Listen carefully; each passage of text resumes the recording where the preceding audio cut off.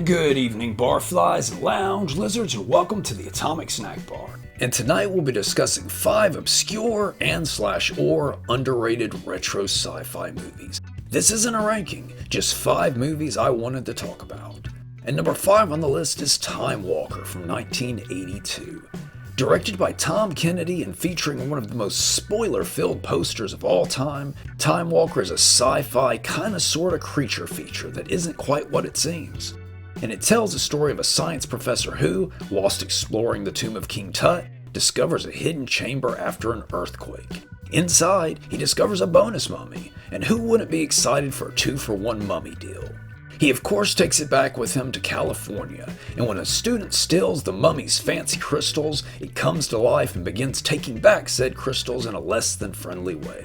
Now this may just sound like your usual mummy movie, but there's a heavy sci-fi element and some really groovy stuff I don't want to mention in order to keep this as spoiler-free as possible. Though the poster, as mentioned, just blows a major plot point. So do try to avoid that if possible. And don't you just love it when I talk about these sci-fi movies and sci-fi videos where I can't actually discuss the sci-fi?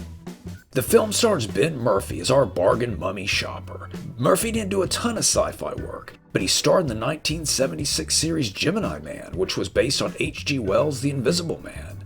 Gemini Man was an interesting case because it was essentially a redo of the Invisible Man TV series from 1975, just with a lower budget. Then we have James Karen as a colleague to our lead.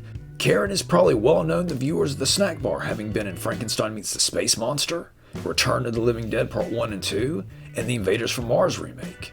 And finally, I wanted to mention Austin Stoker as another colleague. Stoker appeared in films such as Battle for the Planet of the Apes and Assault on Precinct 13. He was also a voice on the Planet of the Apes animated series. Look at that, 2 Apes references in one set of highlights.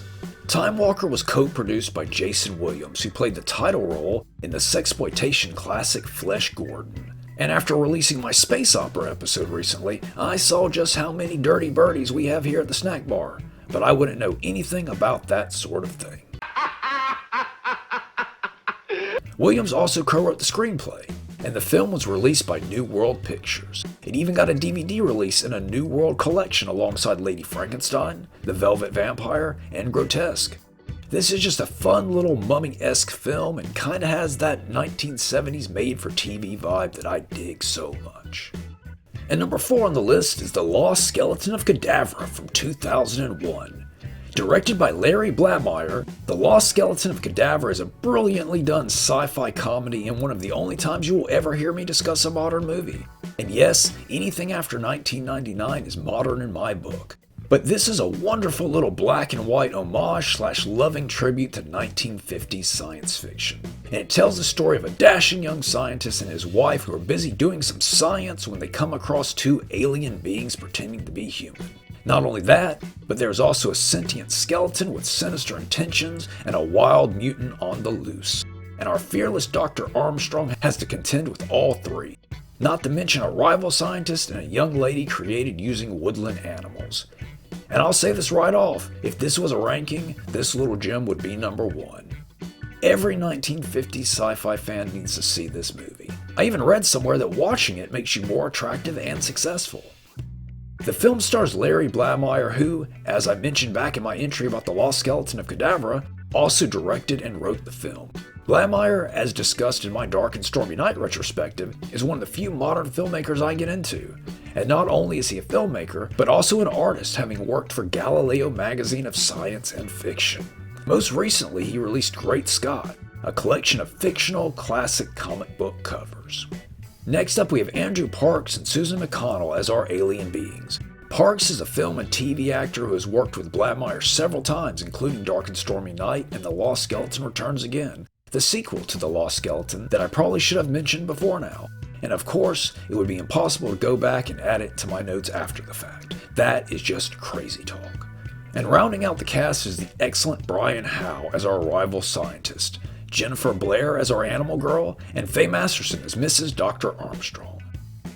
The Lost Skeleton was filmed in the famous Bronson Canyon in LA, and even if you don't know the name, it's a location that most classic sci-fi fans know well. Just a few of the films filmed there include Attack of the Crab Monsters, It Conquered the World, Invisible Invaders, Night of the Blood Beast, and the seldom discussed, especially on this channel, Robot Monster.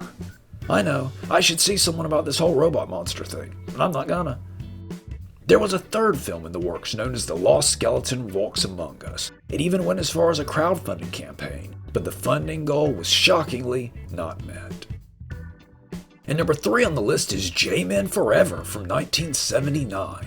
Directed by Richard Patterson, sorta, Jmen Forever is a sci-fi comedy adventure film in the brainchild of Philip Proctor and Peter Bergman of the comedy troupe The Firesign Theater. It's a truly unique film in that only small parts were newly filmed footage. The bulk of the picture is made up of clips from Republic serials, and said clips were dubbed over and with the aforementioned new footage, Frankenstein together to create an entirely new and coherent film. And it tells the story of supervillain the Lightning Bug as he attempts to take over the world using rock and roll. And when this doesn't work, he adds sex and drugs into the mix. And opposing fashion icon Lightning Bug are the J-Men, an elite group of secret agents including Rocket Jock, Spy Swatter, and the Caped Madman, which was coincidentally my nickname in elementary school. The film stars Peter Bergman and Philip Proctor, who also co-wrote the film, as 2 special agents in the newly shot footage that frame the classic Republic footage. Proctor... I'm an expert in goofing off, and this is goofing off. No, wrong Proctor. Philip Proctor. You know, the one I mentioned just seconds ago? Come on, you really gotta keep up. But Philip Proctor also appeared in a favorite of mine, Amazon Women on the Moon. But really interesting is Peter Bergman, who not only appeared in the live-action version of The Tick, but he also voiced several characters in the animated version of The Tick. I should also mention that Bergman says that his fedora was surgically grafted to his head, which is just good thinking, really. Now onto what you are probably most interested in, the serials used in the film. And some of those include Radar Men from the Moon for Rocket Jock, Spy Smasher for the Spy Swatter, Captain Marvel for the Caped Madman, and many more. In order to keep the same villain throughout, it's explained that the Lightning Bug is quite the fashion bug, and likes to change outfits a lot, thus making use of multiple Republic villains including the Crimson Ghost. Originally titled The Secret World War, which I like a bit better, it's also known as The Day the Earth Got Stoned.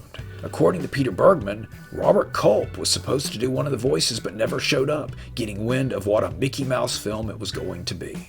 This is a great little film, especially if you dig the Republic serials. And on that, we should take a break. Since the very beginning and far into the future, all the wondrous things man sees, experiences, and imagines, invents, discovers, dreams, and fantasizes, are what a new magazine called Omni is all about. Omni, the world's first major magazine of science, fact, fiction, and fantasy.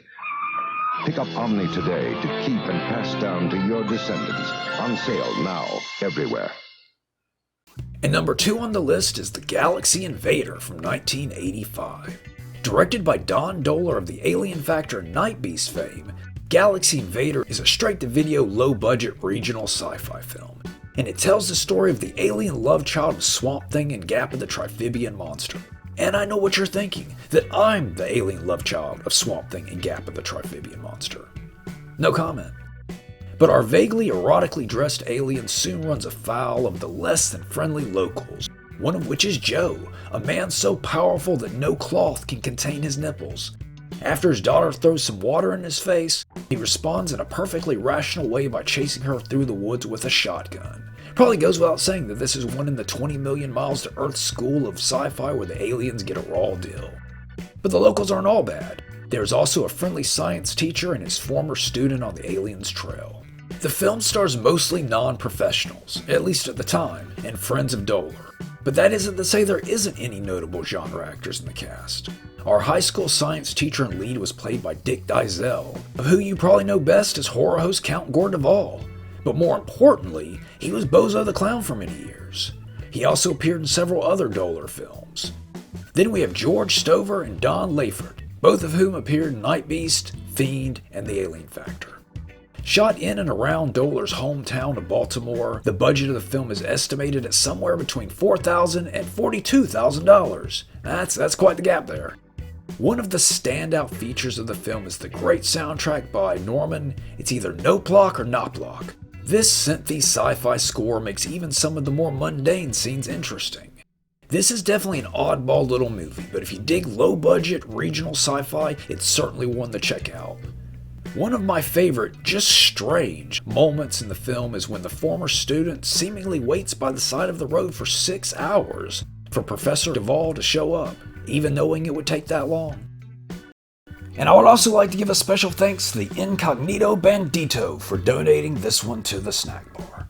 And number 1 on the list, The Green Slime from 1968. Directed by Kenji Fukasaku of Message from Space and Battle Royale fame, The Green Slime is a space-based creature feature in a co-production between the US and Japan. And it tells the story of a group of astronauts who are sent into space in order to destroy a massive asteroid that is on a collision course for the Earth. And if said asteroid hits, that's pretty much the end for humanity. So our brave crew go and do that very thing. Destroy the asteroid, I mean, not end humanity. But it's not a completely happy ending. Or beginning in this case, because the astronauts accidentally pick up a strange amoeba-like creature and bring it back to the space station Gamma 3. The decontamination process causes the thing to grow and evolve and turn into one of the downright coolest suitmation monsters this side of the universe. And it just happens to rapidly multiply.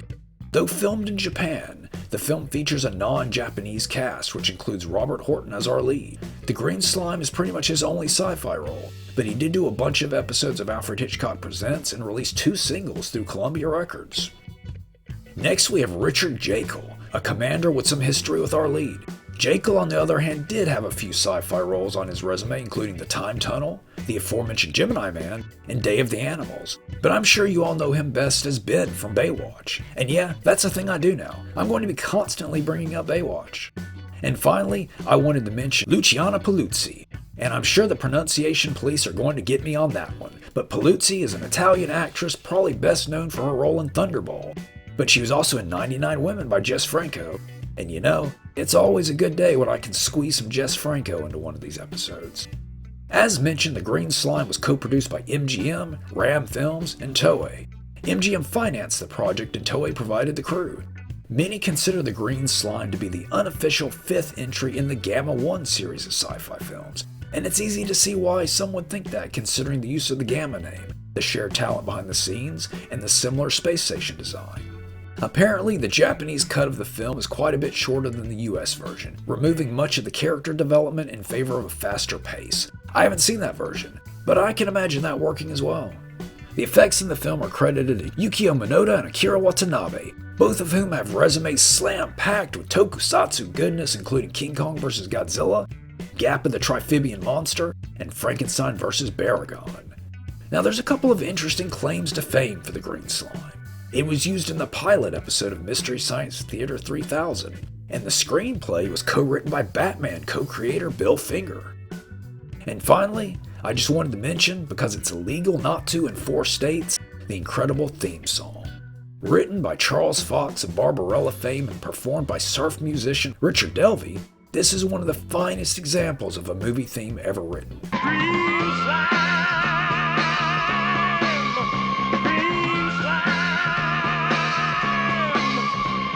As I've said before, movies need a good theme song that say the name of the movie. How else are you going to know what you're watching? And that's all the time we have for this week. Please like, comment, subscribe, watch the skies, and stay atomic. There was a stranger who came into our town. He was tall and had eyes that could look right to the bottom of you. We might have welcomed him except for one thing: his pants. They weren't dull like ours, and this troubled us. Stranger, how is it your pants have colors and flared legs? He just smiled and said, I'm wearing Levi's. Dull has gone out of style. Then in his strange way, he transported us to a world of Levi's slacks and jeans, tweeds, cords, flares with Dacron polyester. It was magic. Push jeans, blue jeans, bells, beautiful Levi's magic, coveralls, knickers, and knits. And we cried for more. No, I must go to other towns, he said, and he left. Left us with our new Levi's. Yes, we'll miss that stranger. But you know, life will never be dull in our town again. By the way, how are things in your town?